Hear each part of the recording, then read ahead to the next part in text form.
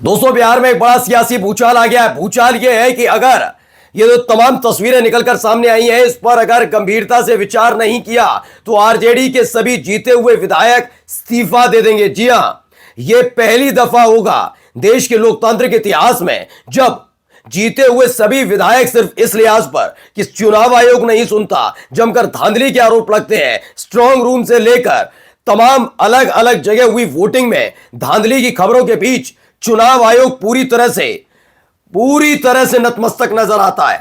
ऐसे में अब आरजेडी की तरफ से यह कहा जाना कि आरजेडी के सभी विधायक इस्तीफा दे देंगे, सियासी भूचाल आ गया है। क्या इस बार चुनाव आयोग के खिलाफ एक बड़ा प्रदर्शन होने जा रहा है? क्या कुछ होगा वो आपको दिखाऊंगा। नमस्कार, मैं हूं प्रज्वल गौतम और आप देख रहे हैं नेशन 360।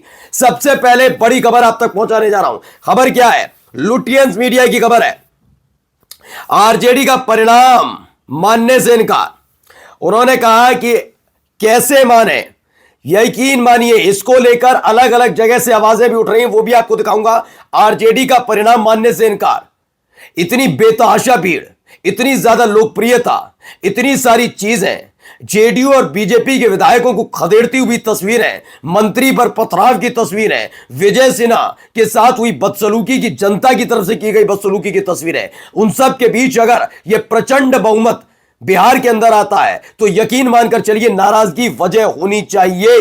पहले देखिए, आरजेडी के सभी जीते हुए विधायक इस्तीफा देंगे। यह अपने आप में बड़ी खबर। मैंने बार बार यह बता रहा हूं, अमूमन क्या होता था, यह बीजेपी भी जानती है और चुनाव आयोग भी, चाहे वो राजीव कुमार हो या फिर ज्ञानेश कुमार, यह कहा जाता रहा कर लो जो करना है, हम तो यही रखेंगे। ये इस तरह के हालात पैदा किए गए इस देश के अंदर कि कोई फर्क पड़ने वाला नहीं है, तुम चीखते रहो, चिल्लाते रहो, हमें फर्क नहीं। इनको भी पता है कि जब एक बार चुनाव परिणाम आ गया तो 10 दिन, 15 दिन, 20 दिन, 25 दिन, ज्यादा से ज्यादा 1 महीना, जब तक शपथ ग्रहण ना हो जाए और उसके बाद मंत्रियों को की शपथ ना हो जाए और उनको मंत्रालय ना मिल जाए, तब तक ही ये चीखते रहेंगे। उसके अलावा कुछ नहीं होगा। इस देश का चुनाव आयुक्त जब खुल्लम खुल्ला अपनी प्रेस कॉन्फ्रेंस में झूठ बोलता हो, वो बताए कि समाजवादी पार्टी ने उत्तर प्रदेश में 2022 में हुए चुनाव के दौरान जो अब आरोप लगा रहे हैं, उस समय हलफनामा नहीं दिया। इस देश के चुनाव आयुक्त ने प्रेस कॉन्फ्रेंस में झूठ बोला था, तो अंदाजा लगाइए उनसे निष्पक्षता की उम्मीद कैसे होगी।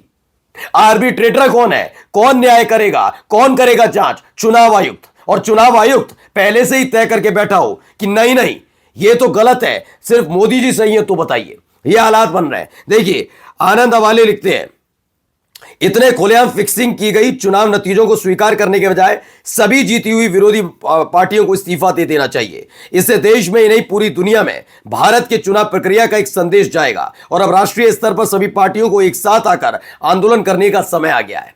यह अपने आप में वाकई लोगों में नाराजगी है। अभी एक दिन पहले यही गोदी मीडिया चीख रही थी, बता रही थी, बताइए, ये कह रहे हैं कि अगर यह हुआ तो नेपाल वाला मसला, वहां नेपाल में क्या हुआ था? नेपाल में नाराजगी तो थी, धांधली, चुनाव, भ्रष्टाचार, ये तमाम चीजें थी। जेनजी के नाम पर जिनकी माला जपते थे एक वक्त में मोदी जी, जेनजी के नाम पर यही बीजेपी के नेता माहौल बना रहे थे। और अब देखिए, यही तो मसला है।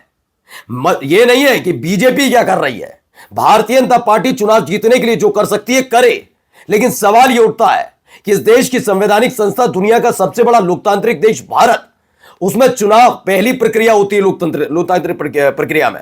उस प्रक्रिया में अगर चुनाव के दौरान ये सारा खेल होगा तो नाराजगी लाजमी है या नहीं है? और अब देखिए, लोग कह रहे हैं खुल्लम खुल्ला कि ये होना चाहिए। एक बार सामने आकर बीजेपी चुनाव जीतने के लिए जो करती है करती रहे, लेकिन चुनाव आयुक्त थी अगर सुनवाई ना करे, यह कह दिया जाए कि अगर आप ऐसी भ्रामक बातें करेंगे तो फिर हम आपके खिलाफ कार्रवाई करेंगे। अगर किसी को संशय है तो उसका निवारण करना, उस समस्या का समाधान करना और संशय को खत्म करना, यह काम चुनाव आयुक्त का है। मुफ्त में नहीं कर रहे हैं, मोटी पगार मिलती है।